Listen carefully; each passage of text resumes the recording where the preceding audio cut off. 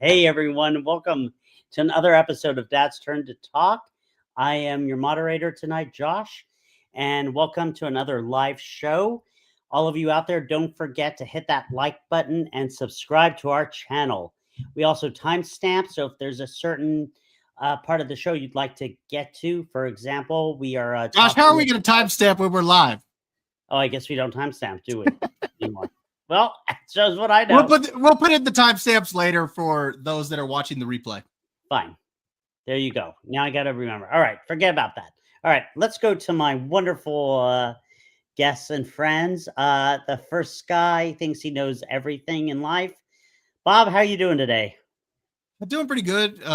Can't complain. It's been a good day and just looking forward to talking about this movie and having a good time. So we should have some fun. Nice. And our second host just can't get here in time for some reason. Was apparently in the shower in his robe. Derek, how are you today? I certainly know how to do an intro better than some people, so at least I still have that skill. You ever get the random enough brisket to feed it? Yes, all the time. Yes, definitely. All the time. All right, so welcome everyone. We have a great show. Babo, let's go ahead and get started with our news for the evening.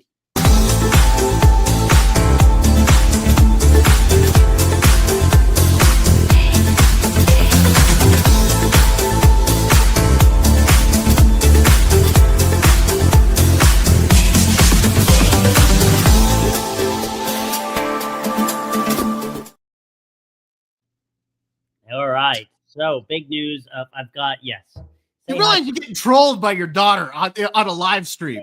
Yes, of course. It happens like that. All right. So we have some. What are you doing? Okay, enough.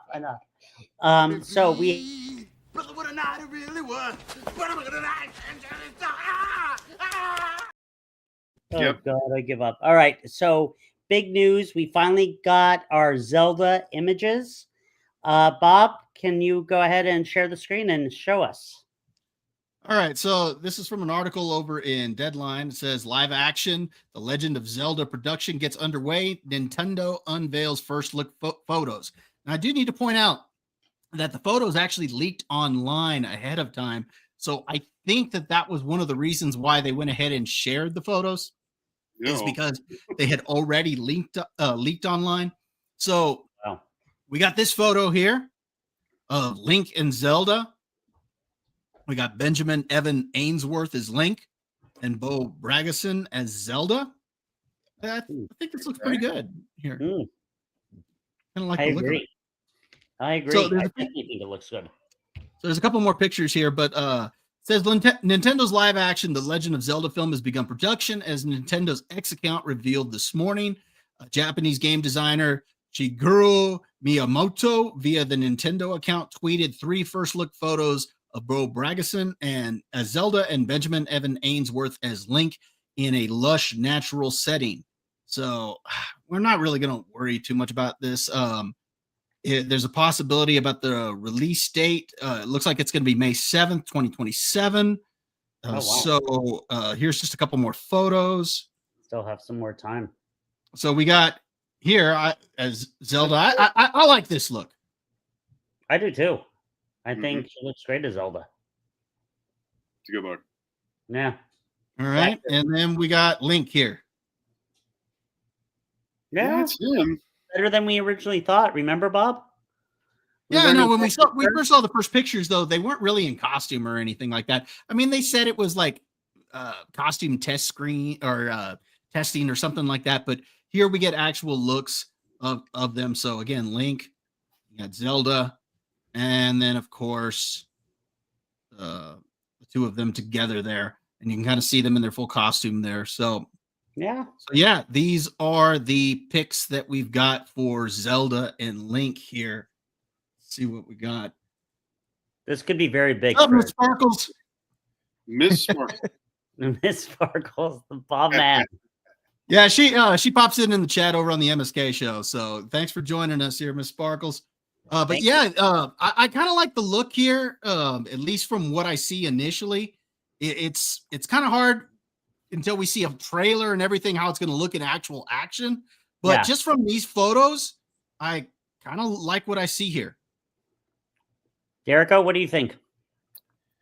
So, if Lord of the Rings is too violent for your little ones, stop on by Legend of Zelda. You're gonna like the way you look, because it's like the rated G version of that. I mean, I'm not knocking it. I'm really not. This is actually a great look. It looks exactly what like you would want the Legend of Zelda to look, and so it looks like they're staying true to everything. Certainly nothing wrong with that. So the only thing I think we still need to see are some monsters, but that comes with time. We can wait for that. I don't know what Ganon. Well, I don't know if Ganon's even going to be the villain in this, but can't wait to see what that looks like. Forgot about Ganon. So far, so good. I'd say this is going to be on the. I don't think we're going to be disappointed from what I see thus far. No, I'll leave it at that. This looks good. I like this. This is a very, very solid style that they have here. So I'm looking forward to it so far. If the Super Mario movie was any indication as to what Nintendo's wanted to do, and I know that was an animated film and this is live action, but it was done in a way that was very entertaining. It respected the lore of Mario and gave us some of the fan service. If they do that with this and respect what came in the video games, I think that they'll be fine. If they try to get too crazy and original and say we're going to put our own stamp on this, that's when I think they're going to piss fans off, and that's where they could get into trouble. As of right now, just from what we see here, I like the look. why didn't they do live action Mario, or why didn't they make this animated? I don't know. This probably would have been a good animated film, but I have no idea what made them decide to go live action. I mean, like I said, I like the look of it, but yeah, they probably could have done more had it been an animated film. They really would have been able to push some of the visuals. Right. But let's see. By the way, Miss Sparkles, that was a joke. How is it too violent? Lord of the Rings is not too violent. I don't think it's that violent. I just it was just a joke. It's all. That's funny. Yep. Yeah, I agree with you guys. I think it looks great. I'm excited for it. It's been a long time since I played Legend of Zelda, and would love to see it. I mean, I have it on my mini Nintendo. When did I play? A couple of years ago, maybe a little bit. Are we talking the original game? Yeah. Yeah, original. Nice. One of the gold game. Oh yeah. Old game, yes. But I also played the sequel a lot. The what was it? The Adventures of Link. Yeah, that was the sequel. That was the sequel that I played. Oh, I have. Sparkles has 3 boys and they watched it. See, I'm behind on that. I got 2 boys. I got to get them watching some orcs get killed. Yeah, you got to start doing stuff, Derek. What are you doing? Shut up, Josh. Go ahead. All right. Well, this looks very interesting. Gentlemen, anything else you want to talk about with this? No, I think that's I think that's that. Let's go ahead and get over to this other article here real quick. All right. Tom Cruise. Go ahead. Yeah. So Tom Cruise, the man himself, the one a lot of people say is the last movie star. And this is from an article over in Variety. It says that Tom Cruise accepts honorary Oscar with emotional speech at Governor's Awards. He says, making film is not what I do. It is who I am. Almost when I first read that, I almost thought of Batman Begins, where he says, it's not what I do, but who I am underneath. That defines me. Yeah. So there's Tom Cruise with his Oscar. It says Tom Cruise was presented with an Academy Honorary Award during the November 16th Governor's Awards. And it's no surprise that the larger-than-life movie star had a blockbuster acceptance speech. We'll scroll down just a little bit here. It says, upon accepting the award, Cruise gave an emotional speech paying tribute to all the people who made films possible, as well as the unifying power of cinema. I thought this was actually cool. I got to watch a little bit of the speech. He actually told everybody who had actually worked with him to stand up. And so you had a lot of people in the room stand up. And he said, this award would not be possible without you all having been a part of this. He says, every film that I've made and every frame that I've been, you all have been responsible for that. So I thought that was pretty cool. He says, the cinema, it takes me around the world. It helps me to appreciate and respect differences. It shows me also our shared humanity and how alike we are in so many ways. And no matter where we come from, in that theater, we laugh together, we feel together, we hope together. And that is the power of this art form. And that is why it matters. And that is why it matters to me. So making films is not what I do. It is who I am. And we're not really going to go into the rest of it here. But so Tom Cruise finally gets an Oscar. Apparently, he's been nominated 4 times. He's been nominated for a couple of acting performances, one as a producer, and I forget the other one. So yeah, he's been nominated several times. Didn't he get nominated for Magnolia years ago? He did. Yes. Yes, he did. That's what I thought. Yep. Interesting. But yeah, so here's what gets me about this, and this is what surprises me. And I kind of mentioned this to Derek when I told him earlier that we were going to be talking about this particular topic. I'm curious as to why they didn't present this to him at the Academy Awards. Yeah. Why they did this at the Governor's Awards and didn't do it here. Now, there's talk that his upcoming movie that he's working on that doesn't that's supposed to release sometime, I think in 2026. What's that? They said it's an untitled film. Yes, it's untitled. To be released in October of 2026. Yeah, so they're talking about his performance as being one that could be Oscar worthy. So maybe they're planning for him to be a part of that. Risky business too. But yeah, years. But I am surprised that they did it here and not at the Academy Awards, because again, we are talking about a guy who's probably responsible for saving the movie theaters back during the whole pandemic. Oh, absolutely. He's the one that pushed for Maverick to come out. That's what got everyone. Yeah, back we waited a long time for that. So good. So yeah. What do you think, Derek? Yeah, go for it, Derek. Okay, so as Bob mentioned, we talked about this earlier. He hasn't gotten that Oscar yet. So maybe we give it a little bit of time to see if this actually falls through next year when the Oscars do happen. Could be, but he's got one now, right? Right, but this is an honorary Oscar, so yeah, I mean, like a Lifetime Achievement Award. Yes. Like that's kind of what we're talking about, I think, and he deserves the full stage for that, at the Kodak Theater, right? I mean, he deserves the big round of applause, the ovation, the standing ovation. Yes. So that's what I'm hoping for right now. And no matter whether you think no matter what you think about his personal lifestyle and all that stuff, look, the guy's been a star for God knows how many years.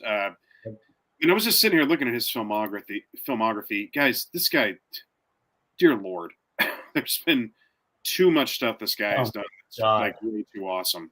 We haven't even done a top 5 Tom Cruise. That's one we really got to do. We got to look at that in the future. That is just, I could think of a ton. That would be just tough to rank because they're all so good. That should be one where we also, watch, like each of us pick a Tom Cruise film and go and watch that and review that. That wouldn't be a bad idea. Oh God, I already, We find out what Tom Cruise's birthday is. We make it Tom Cruise week here on the pod. And then we each review our own movie for him. So I think that just let's give it time. Let's be hopeful. But that's all I'll leave it at for now. And if it doesn't happen, we'll be back on this program and we'll talk it through. But that's where I'm at right now with this. Yeah. Okay. Baba, what do you think?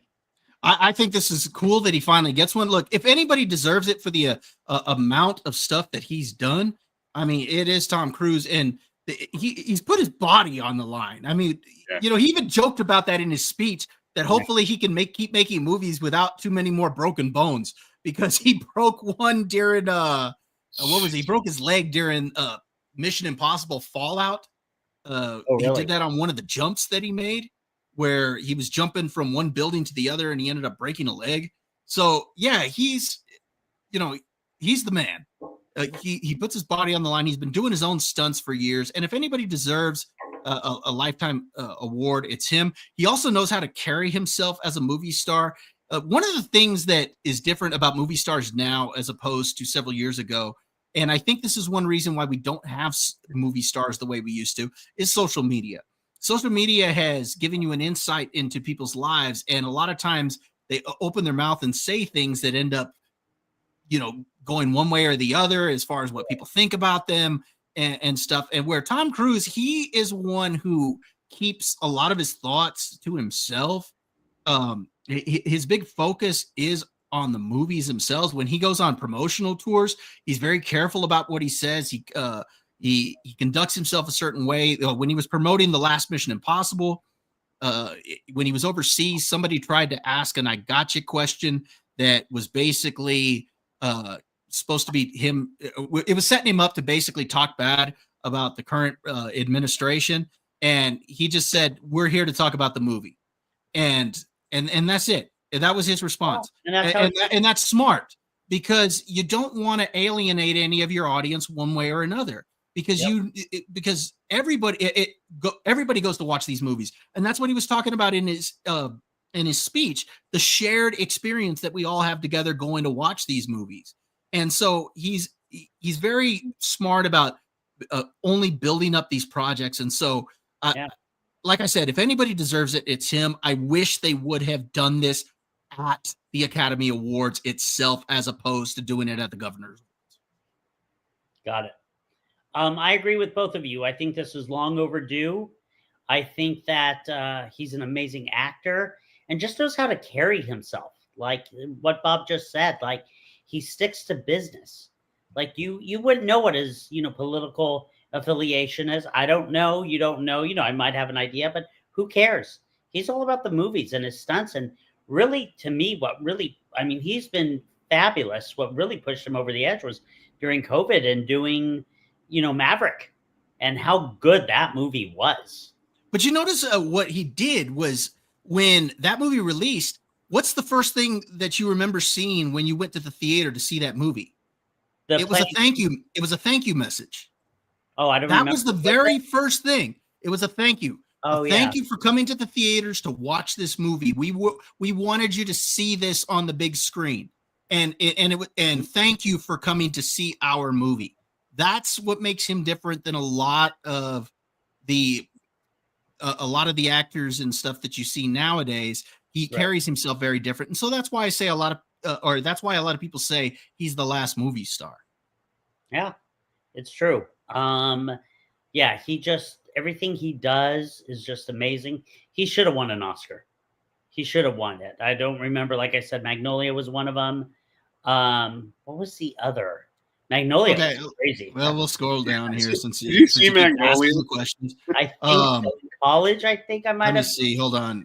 Maybe. Okay, he was nominated for 4 Oscars: Best Actor for Born on the 4th of July. Okay. Jerry Maguire. Best Supporting Actor for Magnolia, and then for his role as a producer in Top Gun Maverick. Okay. Yeah, so I thought Born on the 4th of July, he would have gotten it. That was crazy. That was so good.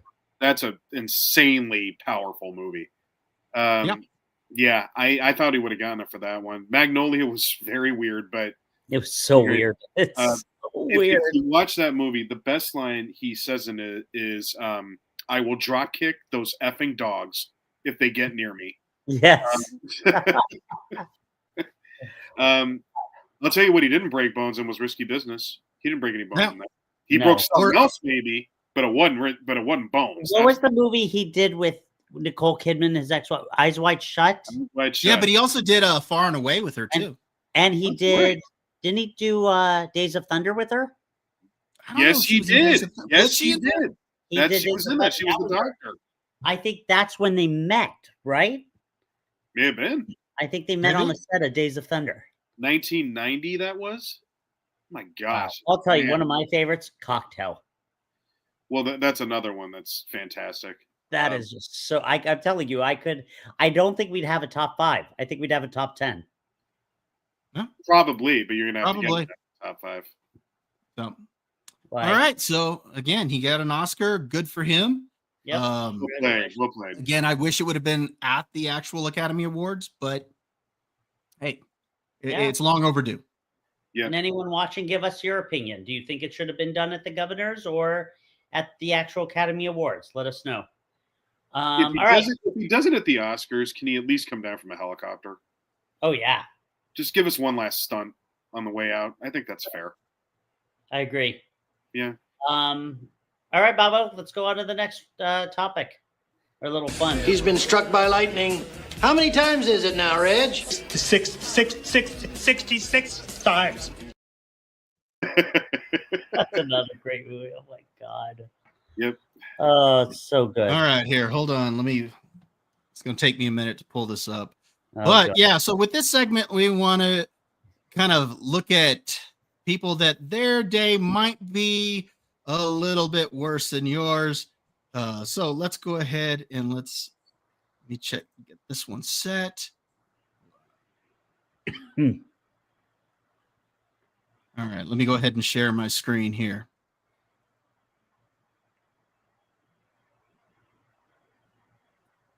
All right. Yeah. You guys see this? Yes. Yep. All right. I'm gonna. No, we probably be okay with sound on this one. Right.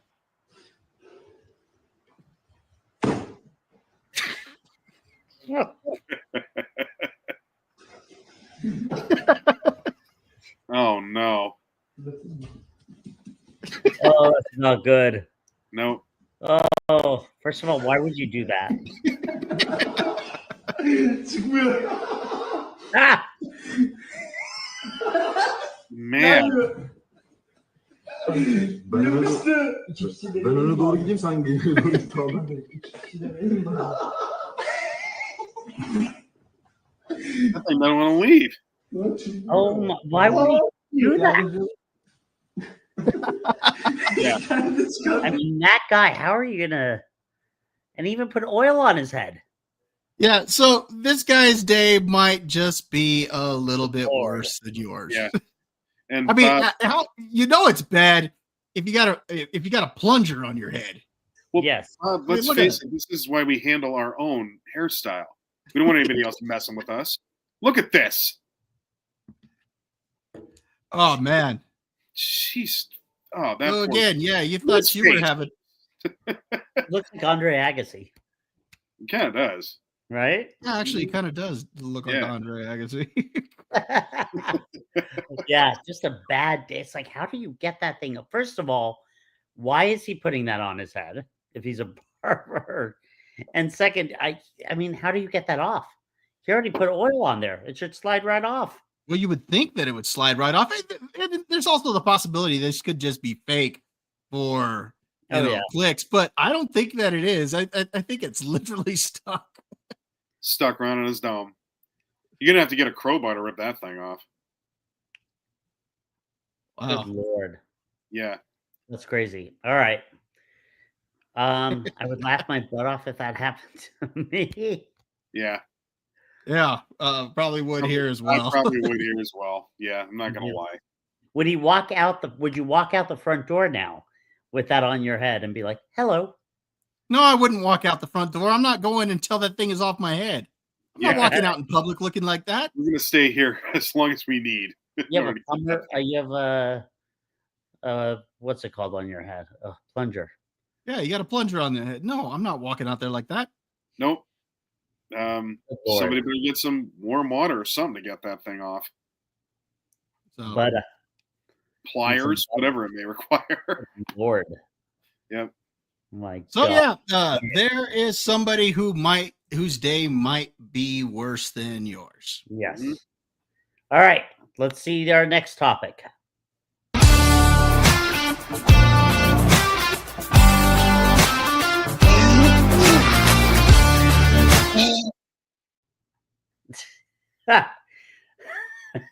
So I'm very excited about this topic because Bob and I had talked about this a while ago, and there's so many movies now that don't have originality to them. And we always talk about, oh, if you would remake something, first and foremost, I think all of us agree you got to start adding some new content out there. I think, remaking is, a safe way to do things. But in this day and age, you have to come up with new ideas. Now, we talked for a very long time last week about Frankenstein, and that was fantastic. And even though it's been used, they tend to say, well, we're basing it off the book. Yeah. And later we're going to be talking about The Running Man, which was based off the book from Stephen King. So just real quick, just to kind of put this in perspective. Okay, so we all want something original, but remakes are here to stay. It's Right. pretty clear Hollywood wants to keep remaking movies. So Correct. this discussion is more, if we've got to remake a movie, what are we going to remake? Because just looking at 2025, here's just some films that were remakes. You had Lilo and Stitch, live action remake. Snow White, live action remake. I believe The Crow came out this year too, didn't it? Yes, it did. Or was Yeah, that at August. the end of last year? You didn't see it, right, Bob? No, I didn't catch that one, but I think it was at the beginning of this year, Yeah. or towards the end of last year. So that's pretty recent. You had a reboot of The Naked Gun. You have The Running Man. The Wolfman came out. So I mean, these How to Train Your Dragon, The Toxic Avenger. These are all films that are remakes that have come out just this year alone, or towards the end of last year. So Hollywood is going to keep giving us remakes. So because we're going to keep getting them, if we had to remake 5 films, which 5 are we going to remake? Now, this isn't going to be a ranking. This is just going to be 5 films that we just want to go ahead and say what we would remake if we had to. Okay. Derico, let's get started with you. All right. So we're doing like a top 5 thing here? No, not a top 5. This aren't ranking. Just give us the 5 films that if you had to remake them, you were you would. Got it. And this topic goes with our main topic tonight, because we are talking The Running Man, and The Running Man is a remake. So gotcha. All right. Okay.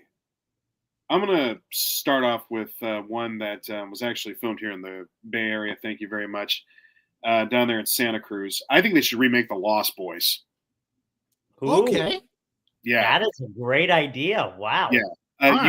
You can't tell me that movie wouldn't play today. I mean, it's actually pretty brilliant how they did that movie, because you just make a bunch of like badass good looking dudes like roll down the boardwalk, and really they're vampires, which would only add to the story. We talked about vampires and how they can pretty much be put anywhere. This is a movie. This is a movie that could be done now very easily, if you ask me. Yeah. You just got to find the right cast and the pieces of the puzzle with it. But I love the idea of remaking The Lost Boys. I think that's very, very, very easy to do, and it would also make a lot of money, I think. All right. The second one I would do is, yes, I'm going to go off the beaten path here. You guys know I will. A Streetcar Named Desire should be remade. Hold on a second. Where do you come up with this? I'm just saying it should be remade. Do you know who's in A Streetcar Named Desire, Josh? Do you know? Not offhand, no. Okay, that's Marlon Brando. Okay. Do you know who Marlon Brando is? Yes, Derek, I know Marlon Brando. Are you sure? You know him beyond Superman. Yes, he was a famous actor. And what was he in, Josh? A Streetcar Named Desire. No, besides that. I have no idea. Keep going, Derek. No. I'm not going to let you off the hook on this one. Yes, you are. No, what else was he in, Josh, besides Superman? Look at Nothing. Not exactly. Not Josh, one. he was the Godfather. Yes, I was about to say The Godfather. Oh, you weren't. Corleone. How does this turn on me? I don't understand. Because if you actually paid attention to movies, we wouldn't have to go this route, but you don't, so we are. Oh, wow. Okay. All right. So, A Streetcar Named Desire, do you know what the film is about? Yes. Do you, Bob? It has been forever since I've seen A Streetcar Named Desire. I read the book too. I think I saw it once when I was younger, and I couldn't off the top of my head tell you what it was about, but I do remember the name of the movie and that Brando was in it. Didn't we read it in high school too? The book? I don't think so. It is a play. It's not. I mean, it started off as a play, not a movie. I just love how your wife just went through the It's just I love how professional we are over here. You know, we got garages opening and whatnot. So she just opened the garage. Yeah, it's 6:30 at night. What are you gonna do? It was like There you Zeus go. in the Holds Bar. Zeus. all right, so A Streetcar Named Desire. Yeah, So, it's a very easy. It would be a very easy film to do. It takes place in New Orleans. Who doesn't love New Orleans? Yeah. You bring in, all the music associated there. Very easy to do. Think it would work. Just got to find the right actors and take it from there. Yeah. All right, my number 3. My number 3. Did you guys ever see Bed Knobs and Broomsticks? Yes. Yes. I think they should remake that. Okay. Yeah. I think that was like my first movie ever as I saw as a kid, like in VHS. Now, That was let number me 1. ask you a quick question. That one came after Mary Poppins, didn't it? Yes, it did. Okay, I have to point out because they did a lot of the same style with like the animation and stuff like that in there. Wait a minute. So, When did Chitty Bang Bang come out? After Mary Poppins as well? shoot, that might have been after. That might have been after also. I remember because I Broomsticks, need to go back and check on that I one. feel like all 3 of those movies were very close together, like Bob said, the style. But no, you know what? It had Mary Poppins was first, right? Because that was the big thing, the Hold on. the animation. Here, I'm going to say it and let me know, Bob. I think this is what I think. I think it's Mary Poppins, Chitty Chitty Bang Bang, Bang Bang, and Broomsticks came out last. All right. Well, Bed Knobs and Broomsticks came out in 1971. Okay, so that was later. So Mary Poppins was 1964, Okay, and then Chitty Chitty Chitty Bang Bang. was 1968. Okay, I was right. Okay. How did Chitty Chitty Bang Bang get even roped into this? I'm trying to figure that out because it doesn't Because it's have. the same I don't recall style it as- having the animation and stuff. It was about that flying car, wasn't it? Right, but it still had animation. It had Did the it? same It's type been of forever animation. since I've seen it. Yeah, it has too, but I'm pretty sure it had that animation. Okay, Josh, number 1, your remake, Chitty Chitty Bang Bang. There it is, folks. Okay, we already just. You know what? Shut up, Derek. I'm sick of this. This is ridiculous. Damn it! Go lay down. All right, Freaking late for the podcast. yeah, I am. Okay. All right. Let's move on to the 4th one I have here. Bob's actually showed clips of this, and I think they could remake this actually every 10 years, and I think it would play. The next one I have is Clue. Oh yeah, Okay. All right. I agree. Yeah. That's a good one. I don't know if I'd be down for that because the original cast and everything, they're just so great. I know, but at the same time, if you get the right cast, redo it all over again, I think it works out fine. Now, honestly. do you do it as a comedy like the original, or do you make it serious? Oh no. Okay. No, must be funny. Okay. That's what makes that movie so enjoyable is just how funny and out of control funny it is. How And slapstick. you know who should be in it? Larry David. Larry David has no place in that film, Josh. Let's move Yeah, on. no, Josh. Yeah. So, like, give me the guy who plays. I don't know. Let's throw one out there. Like the guy who plays Tim Curry. Like that's got to be somebody like who's slapstick and Steve Carell, maybe. for that. Maybe even Steve Martin would be kind of funny doing that too. So I think Steve Carell would be good. Steve Carell is a good choice. I think like Miss Scarlet should be played by Scarlett Johansson just to play on the words. I think that'd be really funny. Right. Yeah, like that's what I'm saying. You get really creative with the casting, but the idea around it would still be a murder mystery, but funny. Now I understand that we're also getting that with like the Knives Out stuff. This one just have straight funny. Knives Out is still kind of serious, so let's just make this one funny. All right. Okay. My last one, and you guys can have your wicked returns, whatever. Okay, I don't your hoopla with that.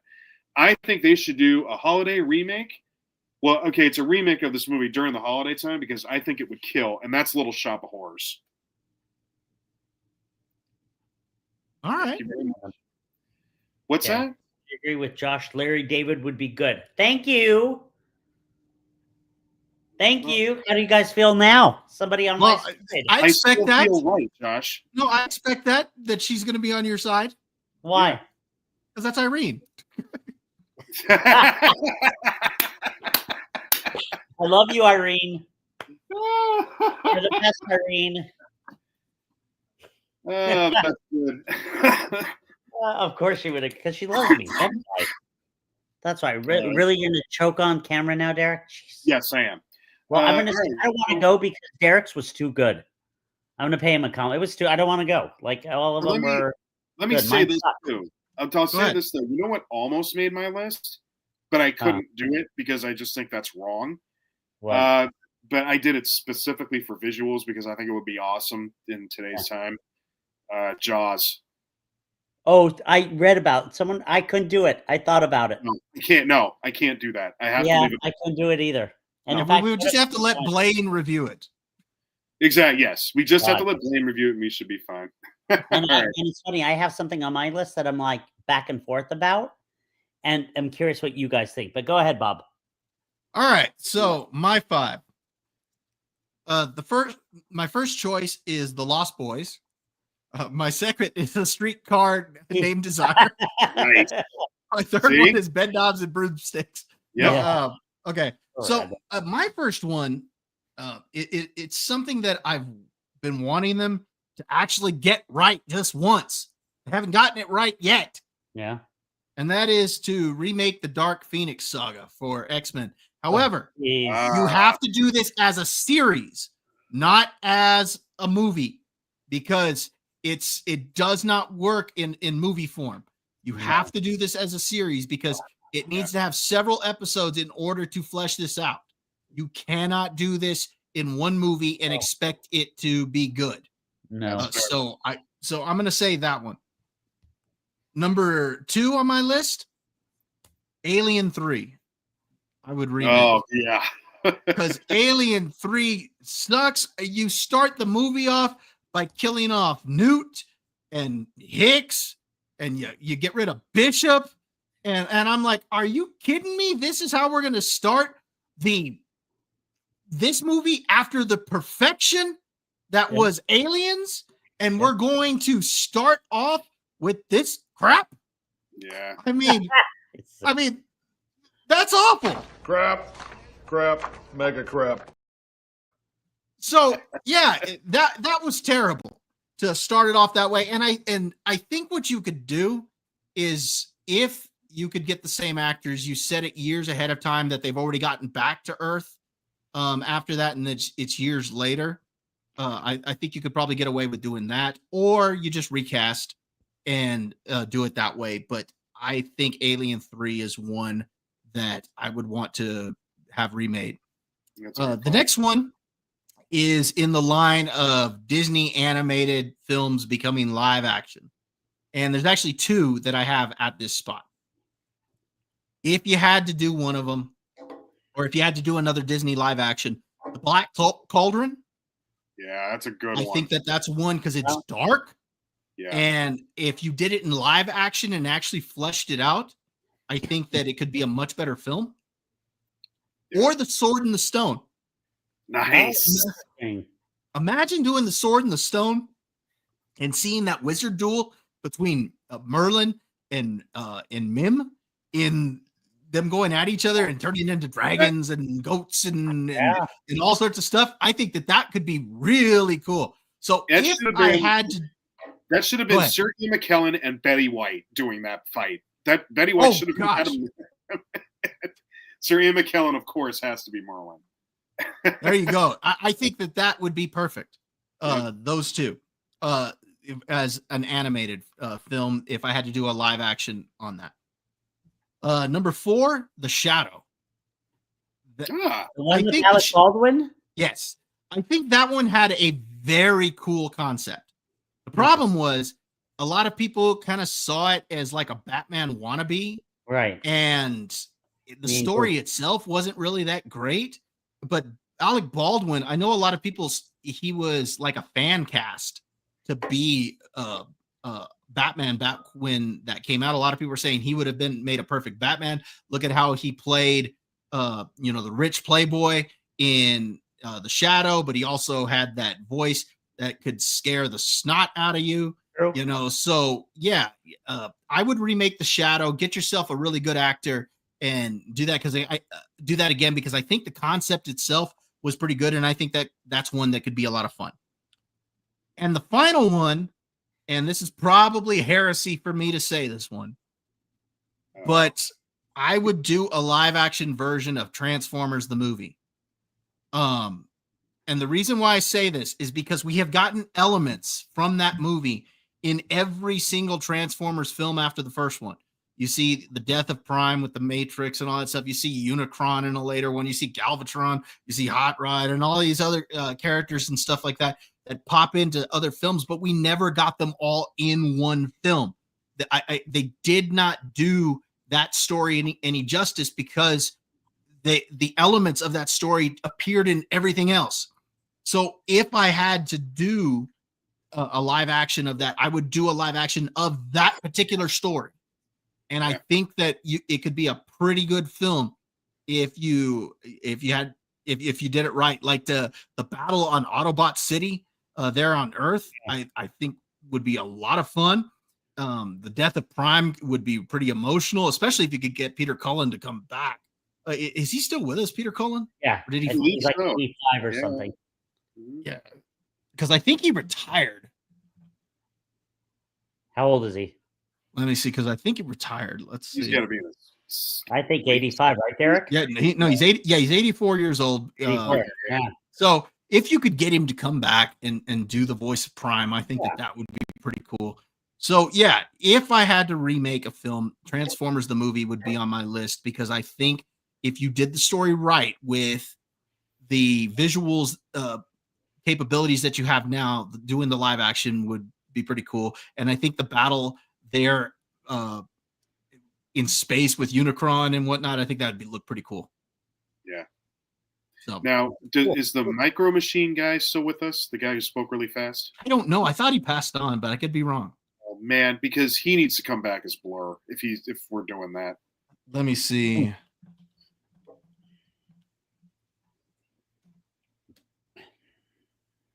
Let's see. Yeah, no, he's still with us too. He is 71 years old. Bring him back. Bring him back. Yeah, if he could still do it.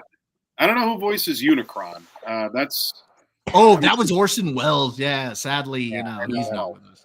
That's going to be a hard act to follow. And then Leonard Nimoy voiced Galvatron, so you couldn't bring him back. But the scene where the scene where he turns into Galvatron, where Unicron and creates Galvatron, would be epic. Yeah, you couldn't do Ultra Magnus either, because Robert Stack did Ultra Magnus. So yeah, you couldn't get all the actors back, but if you could get a few of them, so yeah, we can do it. You could do CGI, Bob. You could do CGI. Well, no, we could. There's a number of different ways you could do this. What do you mean do CGI? Like, I mean AI with their voices. Oh, you mean AI? AI, I guess. CGI. I mean, that's where I was going with this. You could do CGI. Well, they're already using CGI to do the robots, Josh. Hold on, Josh. What could they use again? AI.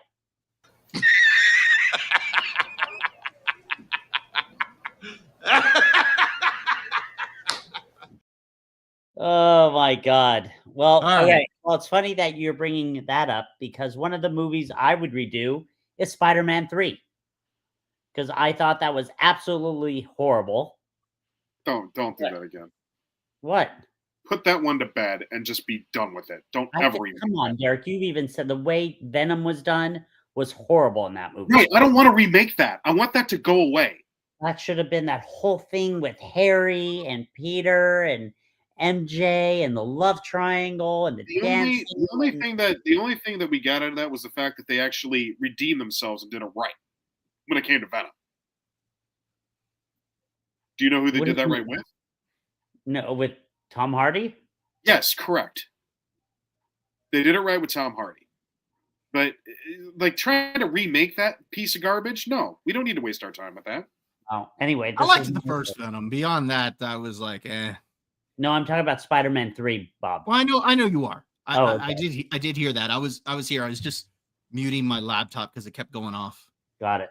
So that's that one. And let's get the we all know what I'm going to say for 3 of them. Episode 7, 8, and 9. Well, you see that's low hanging fruit, though. Like I could have easily said, I know I could have easily said that that's at the top of my list, but I didn't want to do that because everybody wants to remake Too easy. episode 7, 8, and 9, except all the Raylos out there. Yeah, exactly. The other one that I thought of, Bob, you'd probably agree with me on this. A new live action Teenage Mutant Ninja Turtles. But is that really a remake? And the only reason I say that is because we've already done another live action with the Megan Fox ones. Sure. We had 2 of those. I mean, the Turtles, granted, were CGI, but That's the problem, though, with CGI. And the thing is because when we're talking something like that, you could. I mean, are you wanting to redo a specific story or whatnot? Because like the reason I picked the Dark Phoenix saga, because if I had just said let's remake the X-Men, right? I mean, you can do anything within that, and I don't consider it a remake. But they already have done the Dark Phoenix saga twice, and they screwed it up. So that's why I say I got specific. I mean, is there something specific on the Turtles you'd like to see redone? Or I mean, I love the original one. I love like the introduction of the Turtles, and it would be cool just to see. And then Shredder. I didn't see the one with Megan Fox. Was Shredder in there? Yeah, he was, but it wasn't. Them, again, it wasn't that good though, right? And both of them. Oh, the first one was okay. The second one was terrible. I'm not saying the first one was great, but I mean, it wasn't too bad. I mean, well, if I had to compare it to some other stuff, I mean, like if I had to compare it to Superman, it was better than Superman. Wow. Yes. Superman's bad. The other one that I would like to be redone is not G.I. Joe: The Rise of Cobra, but the sequel. What was it? Retaliation? Yeah. Because I thought the first one, I liked Rise of Cobra. And they set everything up. And then they did the sequel. And they got rid of Duke right away. And I wanted to see Cobra Commander in action. And the true Cobra Commander. So you would remake G.I. Joe Retaliation? Yes. Because I liked the first one. But the second one just fell apart. And they even tried to, with what's his name, being the president. Derek, what's the one who's with Cobra Commander who can oh my god, what's his name? I keep wanting to say Dextrose. It's not Dextrose. Marjan. Bob, what is Marjan? Martan? Marjorie Taylor Greene? No, who are you talking about, Josh? Remember in Rise of Cobra, the guy who ends up getting the shots, so he turns into the president for the sequel? Yeah, I just don't remember his name. It's not Martan or Bartan or something? I don't remember his name. Okay. Anyway, like they try to continue that, but just the whole story was just not good. And taking out Dextro, and I was not a fan. So I really would love to see it done the proper way. And the last one that I wanted to talk to you guys about that I'm undecided about, really, maybe it could be cool, would be Back to the Future. Oh, no. No, I would leave that one alone. I agree with you guys, I think. I don't think you need to ever, right? There's no way of. So why would you even list it? Because I was torn about it. I'm like, could it be done again? Probably not. No, it can't. No. Like trying to redo Ghostbusters. Look at what happened when that happened. Yeah, that was that. Not a what we're great saying idea. is the movies that are really, really good that we loved growing up, keep as, never change it. Never bring that's the thing. I think if you're going to remake something, I think Hollywood should focus on the films that maybe weren't quite as successful. Okay. Or that were considered like B movies or not really that great, or maybe they were critically hand or something like that. And I think you'd have a better shot with those. Because if you remake a classic, Yeah. like Back to the Future, you're only asking for trouble with You're, that one. you're setting up for failure. You just are. Yeah. Yeah. Before you even start filming, honestly. Yeah, Has anything worked that they remade that was a well, classic? yeah, I mean, there have been some remakes that are good, but I think it also depends on the movie and how loved the original is. Right, like I couldn't see Terminator be redone. No, that's not. No, there's no way I can see that. Well, okay, they've done different tales off of Terminator. No, but I'm saying original Terminator or T2. No, that one belongs to Arnold. You cannot do that. No. No matter what. Original Star Wars, you can't really do, right? You better not do that. No, you do. You're asking for trouble, but I wouldn't doubt if they did it. You've said that for years. To be fair, you've said that for years that you could see. Yeah, I would not doubt if they did it. Come in and redo that. I mean, really, the one I'm excited about that they are going to redo is He-Man. But we'll wait for that. Okay. Yeah, I mean, we'll see how that one goes. Like I'm not impressed with what I see thus far. Not by an inch. None of it. Now, my nephew, who I told this to Bob the other day, found his first He-Man book. Can't stop saying I have the power and is obsessed with Orko. All right. Awesome. So maybe I'll take him to go see it. But just in my personal opinion, I'm not impressed yet. But you haven't seen anything, though. What are you talking about? We've seen pictures. We've seen the pictures where he looks like a frat boy. Yes, exactly. No, we'll see. But yeah, you haven't given me Skeletor yet, so I'm still waiting for that. And it's supposed to be Jared Leto who's playing Skeletor, right? I don't know. Yeah. I mean, let's see. We'll have a better idea when we see a trailer. What about? But like, I get that. What was the other one I was thinking of? I mean, I don't know. Like, I'm throwing things out. The Hunt for Red October. Could you remake? No. You see, this is a very difficult list because the movie, like, I honestly, Derek, right before we came on, I almost said Jaws, and I said I can't do it. No, I thought about it, and I'm like, no, I really no. You have to. I can't do it, Bob. No matter what, I'm like, oh, no. Why would you mess with it? You can't. The visuals would be spectacular, but that's where it begins. But I think the story would not be nearly as good. No. Yeah. So I specifically picked the movies I did because they were good, and they weren't but they weren't considered classics, right? Right. So that's why you could remake them, is because it'd be fun to see them again. But if you're gonna try to say to yourself, "Oh, let's remake Top Gun," no, sir. Yeah, no. Like live action Snow White redo the right way. Well, we've had several live action ones before. Yeah, I mean, with that one that were actually better. There was it's sad that the Kristen Stewart one is actually better than that was the Huntsman, right? Snow White and the Huntsman. That was the Huntsman. Yeah, this new one with Rachel Zegler was garbage. Well, you can check that out in the archives, folks, over at Dad's Turn to Talk channel. Yeah, exactly. A review of that. But let me say this though.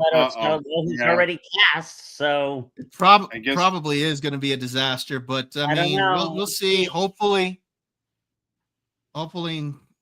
We'll see. As long as they have the, we'll get there. We'll get there when we get there. Yeah. One step at a time. It could be very bad or it could be very good. I mean, insightful there, Josh. Yes, exactly. Way to bring forth your deep thought. It could be in the middle. All right. So anyway, anything else, gentlemen? No, I think that's it. I think we've beaten a dead horse there.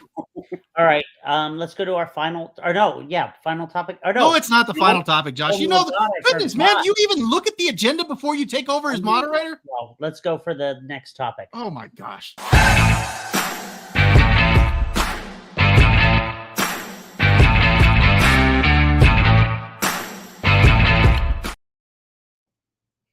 So it is a glorious night, gentlemen, because Shut up, Josh. This is my segment.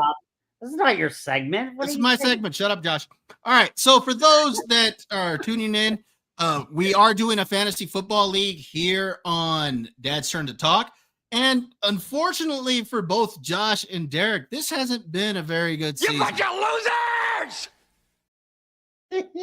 However, I have got to give some credit because it didn't go too well for me this week.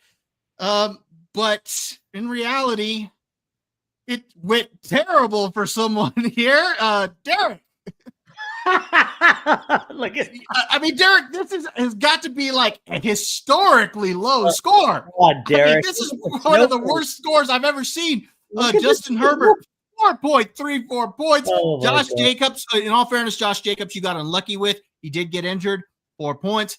Jalen Warren, 8.7. Ricky Pearsall, 1 point. Ladd McConkey, 4.3 points. Jordan Addison, 10 points. Luke Musgrave, 0.9 points. Juwan Jennings, 9.4. You went with the Packers defense at 7 points. Your final score, Eric, 49.64 points. Final verdict.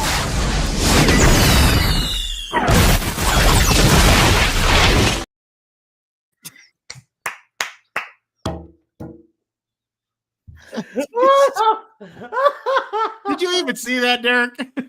No. I'm going to show it. I'm going to show it to you again.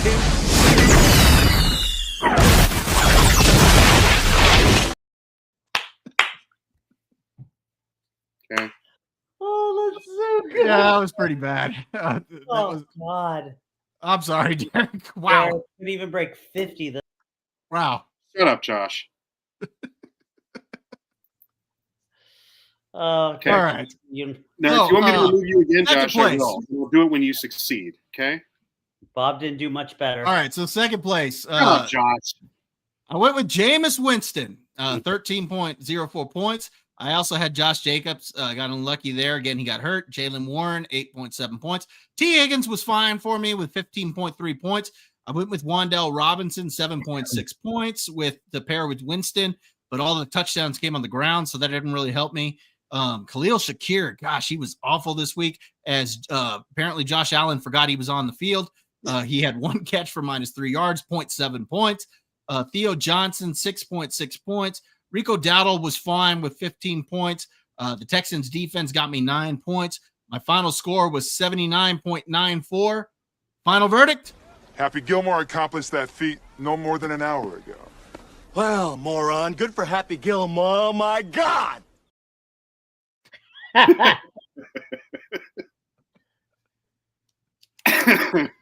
So, yeah, it didn't go well for me this week. But now let's get to our champ for the week. All right. Josh is over here acting like he had this great score or anything. It wasn't that great, but it was good enough. It wasn't to whip that us. great, Josh. Yeah, but it was good enough to whip us. So Matthew Stafford, 13.2 points. RJ Harvey, 8 points. James Cook, he finally started getting some yardage in the passing game, and he got that touchdown, which is what really helped him out. 20.4 points. Devontae Adams, 7.1.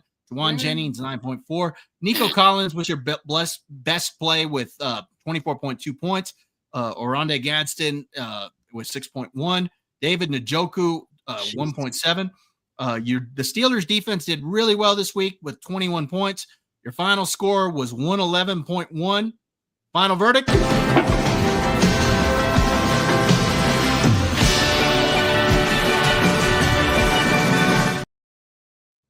Oh, I love this fantasy game. It's so good. Yeah. And a few weeks ago, I quit. I I'm don't gonna want to quit. play I anymore. I don't want to do this quit. anymore. All right. So the leaderboard right now, I'm still up with 6 wins. Josh with 4, and Derek. Oh my gosh, man! Whoa, you really need some help this week. Hopefully, we finally get it. God, I gotta catch up to you, Bob. I need to. God.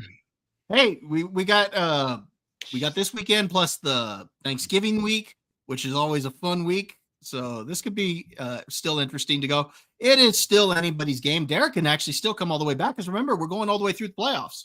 So No, he still you're- can. I mean, you're sitting there laughing, but we're week 11. We still have, 7 more weeks to go. Plus, we got 3 weeks in the playoffs. So we still got 10 weeks plus the Thanksgiving game. So that's 11 more contests still to go. It's not like this is over. So shut up, Josh. All right. Let's go on to the next topic.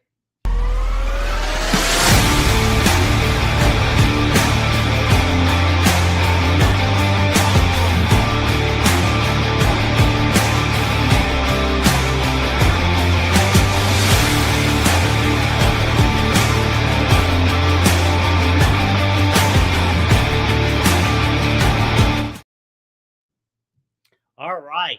So, as you know, talk about a reboot. The Running Man came out with Glenn Powell, which was Not really a reboot, a remake. a remake. And is it really even one? We're going to talk about that. Okay. Well, as you know, Arnold did this exact movie back in 1987. which was awesome. Yes, one of Derek's favorite movies. Which should be your favorite movie too, but why it wasn't is beyond me. Well, he didn't like Big Trouble in Little China either. So Also stupid. Let's move on, Josh. Go ahead. Okay. Anyway, we all went to see it. Bob went to see it opening night. Derek went to see it Monday afternoon, and I went to see it Monday night. And we're going to give our opinion of it. And I actually want to start out with Bobo. Bob, what did you think of this movie? all right, I had a good time with this one. I do want to point out that this movie spoilers. to me. Oh Sorry, yeah, spoilers. thanks for reminding me. Shut up! Shut up! Shut up! All right, so this movie it's very different. This is a completely different experience from the Arnold film. We did our review of the Arnold film a couple weeks ago when we had Blaine on, and one of the things that Blaine talked about was how that movie was so steeped in 80s, and it had Arnold, it had everything that you could think of from an action film during that time period. It had a lot of high energy, and you had Richard Dawson with all this charisma as Killian and everything. So it's a very different movie. It's very self-contained because it takes place in that one city in like several little quadrants, and they're running from these stalkers that are going in to chase them. And you've got you've got the resistance that just happens to have a base there in the middle of the game that appears out of nowhere. You got a woman who's working out in lingerie for no reason. You've got all the stuff that, again, you would expect from an 80s movie. You got cheesy Arnold one-liners and all that stuff. This is not any of that. This is something completely different. You're not going to get a bunch of one-liners in this movie or anything like that. Glenn Powell plays Ben Richards in this one, and his motivation for being in The Running Man is very different than Arnold's motivation was in the original film. In the original film, Arnold's motivation was that he was captured, but 2 of his friends were being held, and he agreed to go into the games in order to save their life. And of course, it turns out that didn't happen because they got thrown into the games with him. And so, yeah, everything was very different here. Ben Richards has a family. We actually see his family, and his daughter is sick, and he needs money. Now, he originally goes to audition for another game, whatever they had available, but Killian sees the grit and everything that Ben Richards has. He goes into his background, sees that he's wanting to help people out, and so he thinks he's the perfect type of person in order to drive ratings for The Running Man. So he gets roped into it, and of course he's able to help his family, but he does get roped into this game. The fact that his motivation is very different makes for a whole different type of performance, and I think the performance by Glenn Powell is much better than the performance that you get from Arnold. Now, Arnold, I think, is a fun performance because I think it works for that film. But here you get a much deeper character that's much more fleshed out, his reasonings for it. So I think it's a completely different experience because his motivation is different, and then the game itself is very different. The game takes place over a 30-day period as opposed to a 3-hour period. It goes cross country, and the average citizen can be against you because they can turn you in or even do you in. And so that, again, makes for a completely different experience. Now, I took my boys to go see this. I took my 18-year-old and my 16-year-old to go see this. And 3 of us had a good time with this one. I think that this movie is fun. Now, I actually prefer the original. I like the charisma and the energy and the 80s-ness of it. But this, I think, works for what it is. It feels more realistic. Yes, it takes place in the future, but it's one of my sons actually made an observation that it's not overly futuristic. And so because it's not overly futuristic, this feels like something that could be in the very near future. And that makes it feel more grounded and gritty. And the tone of this is much darker. So I liked that. The game itself, to dinner me, order right now. Thank you for that, Josh. What? Love how you're placing your dinner order right now. Thank you for that. No, I already ate. Oh, thank goodness. What would we do if you didn't? I already ate. My wife was in the kitchen. I'm not interested, Josh. Okay, just stop. All right. So again, you get like I said, you get a much different experience. I like the fact that the game takes place over the 30-day period. It feels more dangerous because and more strategic because Ben Richards can't just muscle his way out of everything. He has to find ways to hide, disguises, ways to get around because he also has he has a goal he has to do every day, and that is he has to put out a little video, kind of like how in reality television they put out videos that are talking about their experience on that particular event and stuff like that, and you see them doing the interviews. So he has to do that, and he has to mail it off. So because he has to perform this specific task each day, that makes him have to go out into the open. He has to be very strategic about how he does things. He couldn't just hide in a hotel room, stay in there, and never do anything. He had to actually get creative. So it's a much different game, and I was really digging that.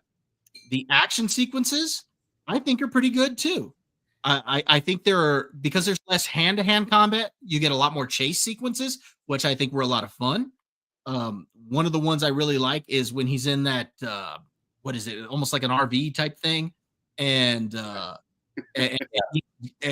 he drives it straight at that armored vehicle and has to go off the bridge. I thought that was pretty cool. The sequence on the plane, I thought was pretty good. Now, I did not like the ending. I'll get to that in a moment. But the sequence itself on the plane, I thought was pretty good. And yeah, overall, I just thought this was a lot of fun. The character of Killian is very different here. He's an executive as opposed to the game show host. Right. So his role is very different. And I think Josh Brolin does a pretty good job for what this character is. My understanding is that this version is a lot closer to the book, except for the ending has changed a little bit.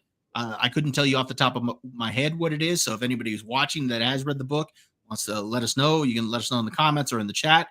But yeah, overall, I had a good time with this one. Again, I thought the ending was probably the weakest part, that last third, about the part when he gets into the car with that lady and then they ride to the airport together and all that. I think that's where it got a little bit weaker in the story. It picks back up when they get to the plane and they have that whole sequence on the plane, but then the ending itself, I didn't feel was as satisfying as the original. I like that original ending where, he shoots Killian off, into the chute and when it's a very satisfying ending as far as that goes. So that was about the biggest complaint that I had with it. And the stalkers themselves, or in this case, the hunters, You don't really know a whole lot about them. Now, again, to be fair, I don't know their role in the book, so maybe this is more how their role actually is. But I liked in the original how you're able to get to know the stalkers a little bit better, not necessarily about their personal life or anything, but you see their own gimmick and their gravitas and Personality. and you see how each one is a fan favorite and stuff like that. So each stalker, I think, was made to feel more memorable. Where in this case, the hunters, except for one of them, aren't really memorable at all. They're just there. They're hunting him down, but I couldn't tell you anything about him or anything like that, other than their job is to hunt him down. So yeah, those are some of my thoughts of it, and then I can also piggyback off of anything else y'all say. But that's what I thought. Overall, I had a good time. I did rate this 7 out of 10. Nice on critics list. Cool. Critic list? Yeah, critic list. Not critics Right. list. That's what I said. Not critic. You said critics list. Yeah, isn't that what it is? No. I give up. You I give- stink. You're gonna lose. Yeah. Critic less. Critic list. All right, go ahead, Derek. LESS. All right. So I'm actually I walked away being quite a big fan of this film. It, to Bob's point, you can't go into this film thinking you're going to get anything from 87. That's not happening here. If you're looking for nostalgia, wrong movie. You're not going to get it here. These are two entirely different action movies. You're not going to like this movie for the same reasons you like 87. You just aren't. But there's still plenty to like about this film. Going back to the director and Edgar Wright, big fan of him and his style. And Bob, you and I were talking about this a little bit earlier. Sometimes we've spoken about this on the pod too, where we viewed it as a negative. Directors just want to put their own personal touch on things. Yep. Right. To get their hands in it. But that's not always bad. I mean, if you got a proven track record with it and you're a good director and they see your name on a film, that can work in your favor too. See Martin Scorsese. Josh, what did Martin Scorsese do? Give me one. Scorsese did oh my god, Gangs of New York. Okay, there you go. At least you got one. Congratulations. A good one too. So It was a good one. Yes. All right. So Never put me on the spot again, jerk. No, I'm going to do it every time I can do so. Thank you very much. So the point being, especially when you couldn't name a film that Brando had been in. So yeah, I did. I said The Godfather. Thank you. no, you didn't. No, you Yes, didn't. I did. No. No, you didn't, man. And I said Superman too. Liar! Liar! Exactly right. That's exactly right. Okay. Very good. Did you realize, Josh, we have video evidence of all of this Yes, stuff? I know that, Bob. Let him finish. No. You're not just going to get out of this. Yes, I am. No. By the way, it was criticless.com. Yeah, Blaine's what's up gonna with love that? you. I Blaine's gotta gonna talk love. to Blake. Blaine's gonna love you for that. I gotta talk to him about that. That doesn't make sense. Well, No, okay. it does make sense. Yeah. He Because didn't the whole like point is that it's supposed to be a site for the average person, not critics. Anything need to- else? No. I need to- Oh. Is it clicking or no?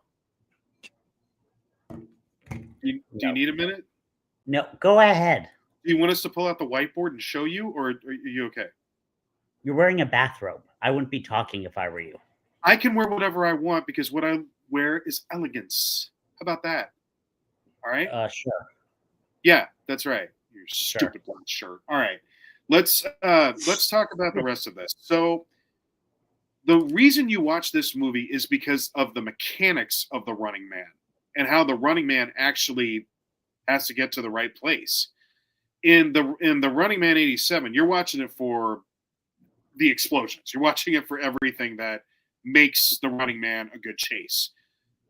This Running Man shows you how the chase happens, and there's a lot of fun operational stuff that goes into that we come to find out. It gets into really good detail with it, and Bob, to your point, it's a more well-made movie. Now, it doesn't mean the 87 movies, of course, the 87 movies unreal. It's so good. But the reason I like this one is because it takes a different viewpoint of the Running Man. And Josh, what's going on? Nothing. I'll Nothing. tell Keep you going. off camera. Derek. Okay, all right, fine. Look at this dandruff. What is he doing? All right, No, I'll tell you. I'll tell you in a minute, man. Just finish, Derek. all right, Going a little too far there. Not All right. Andrew. So I like this. I like this movie a lot, and I'm actually going to give it probably the same grade as the 87 Running Man, probably about an 8.5 out of 10. And the reason is because, like you said, Bob, there's plenty of great action. The plane scene at the end is crazy. That action sequence is great. Now I'm with you. The one part I was kind of like, wait, what? Was at the end there where they basically try to like the apostle, whoever it is, like tries to redo the ending and is like, let me tell you how it really went down, and then tries to explain it like in some weird way that didn't make any sense after this whole dramatic thing happened. But that was about the worst of it. The hunters are, yeah, they're not meant to be like the stalkers in 87 whatsoever. But I like them because they were more of a threat throughout the movie collectively, rather than being, their own personalities that you get in 87. I still love the stalkers from 87. Love them. Fireball. But Yeah. I did like their take on how they did this, and I liked the actor who played McCove a lot. That guy was good. So yeah, I'd say make it a point to watch this one. If it was on TV right now, I wouldn't change the channel whatsoever. I had a blast with this. I really did. So that's me. All right. Well, I went into this movie with not a lot of expectations. I did see the original one, and it was good. Just wasn't my favorite. I really enjoyed this one. I really thought they did a fantastic job with it. I was talking to Derek about it, earlier. I was into the whole movie. I loved the storyline of it. I loved Glenn Powell.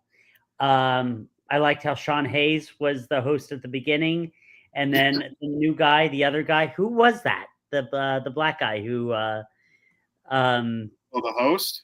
Yeah. Oh God, he was when Hold on. when he says in my contract, it says F you. Yeah. No, I've seen him in some other stuff. Hold on. Yeah, he looked very familiar.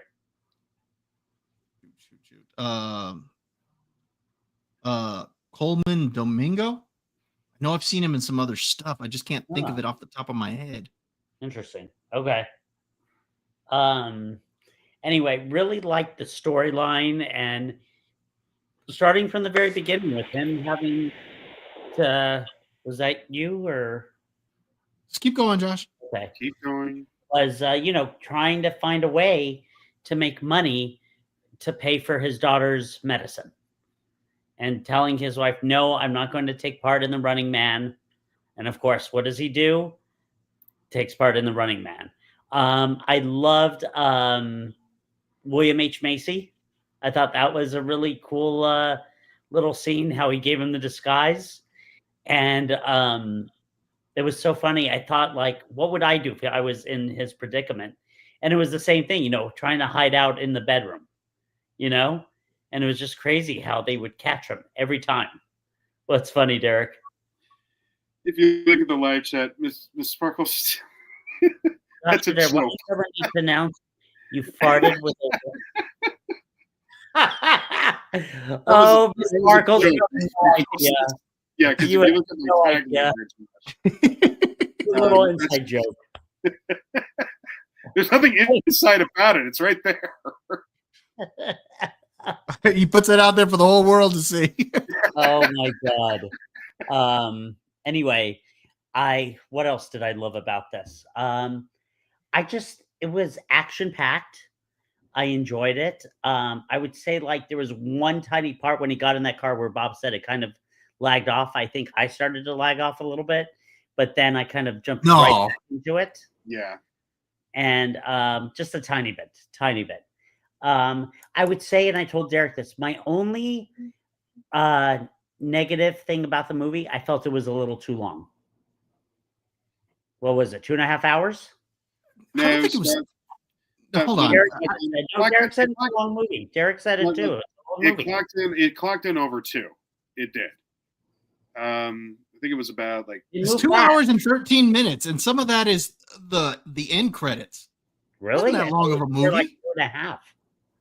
No, it wasn't that long of a movie. Well, anyway, I love the ending where he's counting down 5, 4, 3, 2, 1, and then it just ends. What else? Yeah, I was like, I agree with Derek. If this were on TV, I would watch it. And I have to thank Bob. I would have probably not gone to see this movie if you hadn't suggested it for the podcast, the original one, and then comparing it. And I kind of liked it more than the original one. I hate to say it. I'm probably gonna, people are gonna say I'm wrong. That's fine if you liked it more. Because look, I would actually argue that it is a better movie. I do think that in a lot of ways there are things that are objectively better about this. I think the acting is better. I think the story's more fleshed out. I like the fact that it's darker. The game itself, I think, is better. But there's, for me personally, I just like the gravitas, the energy, the how big it is, the charisma of Richard Dawson, Arnold with those one-liners and all of that. Right. It all just comes together to work for what that version was. And I do think that people who didn't like the original Running Man will probably like this one more. And or fans of the book will probably like the original or like this one more than the original. Me personally, I just happen to be a fan of the original more, but it's not because I disliked this one. Like I give the original Running Man a 75%, and I give this one a 70% on Criticless. In fact, let's see what it's running at on Criticless. Criticless.com. That's for you, Blaine. Let me see. There's another part I mentioned to you, Derek, that I liked. What was it? Yeah. Okay, let me go ahead and share my screen here. Yeah, let's take a look. See what's happening. Okay, so right now it's sitting at for the audience at a 60%. It's horrible. Okay. It's not horrible. It's rad. Yeah, that's yeah, Josh. Okay, part of this is because you haven't really learned what the rating system is over on Criticless. Okay, so you've got 0 to 20 is a heinous, 21 to 40 is a bogus, 41 to 60 or to 59 is a rad. I mean, not rad, decent. Then a 60% to 79 is a rad, and then an 80 to 100 is an excellent. So yeah, it's sitting at a 60% right now. Okay. All right. It unfortunately did not do well. It did not do well at the box office. Yeah, it didn't do well at the box office. Now, here's something I was actually mentioning last night on the MSK show is that one thing MSK likes to say is that two things can be true at once. And that's kind of the case here. You could enjoy this movie. You can like this. You can think this is a good movie. But it could also have bombed at the box office. And it bombed at the box office. Two things can be true at once. It could still be a good movie and not do well at the box office. Maybe it'll do well when it hits VOD and starts getting some of the money there. But yeah, that's kind of where I'm at with this. Yeah, it bombed, but yeah, I enjoyed it. There's been a lot of movies like that, as of late, where you see that it's a good movie, but it just isn't bringing the business with it. And this one's now going to probably be no exception to that. So that's just the trend that we're on right now. There are good movies out there that just aren't going to generate good business. Derek, you need to see Naked Gun. I'm very aware of that, Josh. Thank you. And Fantastic Four. No, that I'm not watching. Told you, Bob. Stubborn as can be. No, he'll probably watch it, but when Doomsday comes around, because No, he's he going to won't. kind of have to. No, he won't. Do you want to pay me? I'll watch it then. See, told you. He'll just watch No. Doomsday. Gosh, He's not like you, Bob. he's saying some of this just to piss you off because he knows I'm it not does. pissed off about this. Yeah, Not you at all. If he doesn't want to see it, he doesn't have to. Thank you But- for letting me know I'm in America. Like I'm a free Land citizen. of opportunity. Yeah, Out of this. But yeah, I thought this was a pretty good movie. It was fun. To me, this is actually one of the better remakes that I've seen. And in a lot of ways, it may not even be a real remake because this is so different than the original. In fact, from my understanding, the original, it's just loosely based on the book. It's almost that it's its own story, but it's dressed up in elements from the Running Man by giving the name Ben Richards, giving the name Killian, and Right. and having the stalkers, but of course they're different. So everything it's kind of dressed up like it, but not actually it. This is more of a, from my understanding, more of an actual adaptation. So in some ways, this feels very original to me. Who played the main hunter? The real tall guy? Lee Pace. Yes. What's he been in? Guardians He's of the done a lot Galaxy. of stuff. yeah? Guardians of the Galaxy. He was Ronan. What's his name? Ronan, right? Ronan. Yeah, Huh. he was the villain. He was the villain. Yeah, but no, he's played in a lot of stuff. Let's see, he was in Guardians of the Galaxy. He had a role in the Hobbit films. Yes, he was the elf. He was the elf king. Oh. At the time. Yeah. He wasn't in Game of Thrones, though, right? I don't know. No. I don't recall him being in Game of I didn't think Thrones. so. Okay. But yeah, I mean, there's been a lot of stuff that he's been in. He's good. He's a good one. Very good actor. That was good. All right. Well, yeah, it was very well done. I really enjoyed it. Yeah, this was definitely worth seeing. And I think that, again, if you're not a fan of the original Running Man, you might still like this because it is very different. Right. Now, if you are like diehard original Running Man, you also might not like this because I have seen a lot of people that were upset that it didn't have the same type of feel as the original Running Man. So, yeah, I think that critical score is probably pretty accurate, about a 60%, based on kind of what I'm seeing on social media. I enjoyed it. I will say this. I thought it brought in some nice aspect of the 80s in certain parts. Like what? As well, I would say when they went to get the different colored jumpsuits, and even the yellow and the first thing, just little things like that. I thought was basically an honor. Am I right, Derek? It's funny you're mentioning this because I brought this up to Bob. You know the one thing that actually looked the most similar from '87 to this one? Huh? What's that? The studio. The way they did. Oh, yeah.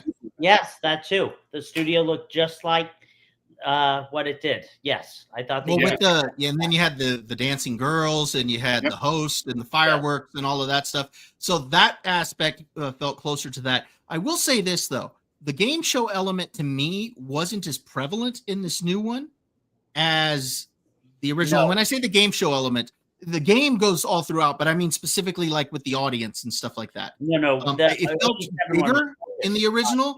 And I Yeah. think some of that is because of the way the game is structured in this one, that again, it takes place over a 30-day period. You get the impression they don't always have a live audience there and stuff like that. So because the game is different, I think that element was a little different. It was tied more to an overall network than it was its own game. Yeah. And that's the difference with Killian. That's the difference with, kind of the overall villain of the film. And I'm a huge Josh Brolin. Big. Yeah, he did a great job. Like him very much. And I do think he does have that look. He pulls off a look of a network exec like a champ. Oh, Yes, yeah. yes. And when he told Glenn Powell, he said, I usually tell people this, but with you, I mean it. Yeah. About being able to make it through. Yep. And when he's looking through the glasses and he's just like, that's good TV.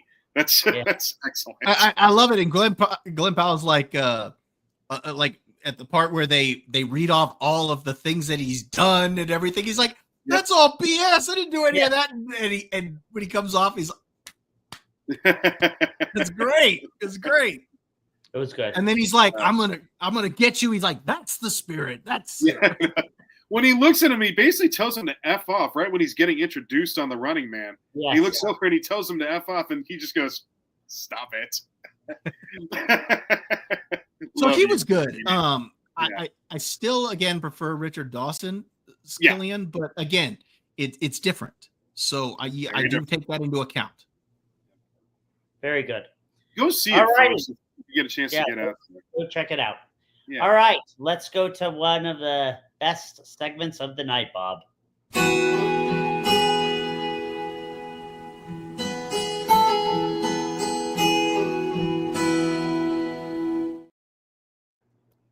All right, Derek, the floor is yours, sir. All right. Boys, we're going to talk about being safe out there. It's a very lovely time of the year right now, as we all know, because next week we're going to be doing our pod right before Turkey Day. Turkey Day is a wonderful day, is it not? Absolutely. Yep. You get food and you get football. What's there not to like? Plenty to like. We'll talk about that next week. But what we're going to talk about now is with all that good food, sometimes there's bad food. And you know of what I speak, don't you? There's always one or two dishes that get thrown in there. Oh, you're God. not, and you don't want anything to do with.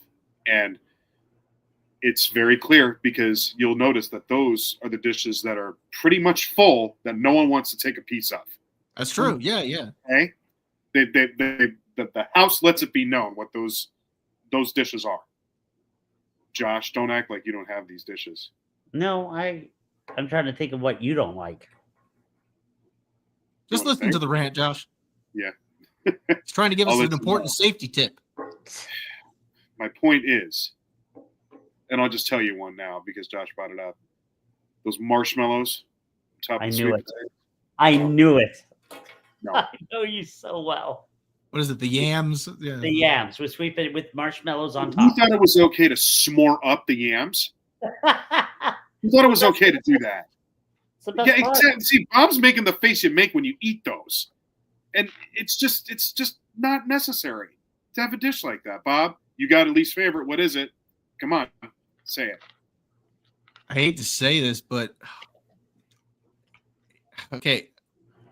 I love stuffing, but there is but there's a way that it gets prepared that one of my family members makes. Yeah. And I am not a big fan of that particular way that it's prepared because it's got all the stuff in it where it's too much.